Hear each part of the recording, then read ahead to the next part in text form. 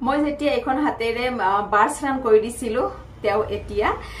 conceive কৰিলে হেতুৱে মোৰ কাৰণে ডাঙৰ কথা নহয় জানো কাৰণ তেওঁ ডিপ্ৰেছনত গুছি গৈছিলে নেগেটিভ থট বহুত আছিল তেওঁৰ হ'ব জানো নহব নেকি ডক্টৰকো দেখাই আছিল আৰু অৱশেষত এটা বাৰ্ছ ৰান কৰাৰ পিছতে তেওঁৰ কনসিভ হল আৰু যিদিনাই গম পাইছিল কনসিভ হোৱা বুলি হিদিনাই মই আকৌ এটা বাৰ্ছ ৰান কৰি দিছিলো হেহে কৈছো এক্সেস এনেকুৱা এটা বস্তু কেতিয়া কাৰ জীৱনলৈকে কেনেকুৱা মেজিক আনি দিব পাৰে হয়তো কোনেও ক'ব নোৱাৰে টেলি চেঞ্জ যেনেকৈ আহিছিলোঁ যেতিয়া সেশন দিয়ে আছিলে মোক মানে I was like in heaven মানে মোৰ বডিটো মই একদম লাইট মানে বডিটো মোৰ নাই যেন লাগিছে আৰু ব্ৰেইনটো অবভিয়াছলি পুৰা একদম ৱক কৰিব ষ্টপ কৰিলে মই একদম কৰবাত বেলেগত আছো উৰি আছো আৰু ইমান টোপনি ধৰিছে মোৰ আৰু ৰিলেক্স হৈ পেলাই মানে মই সব এৰি দিছো মানে ফুল বডিটো মই এৰি দিছো তাৰপিছত যেতিয়া হাৰ পাইছো মানে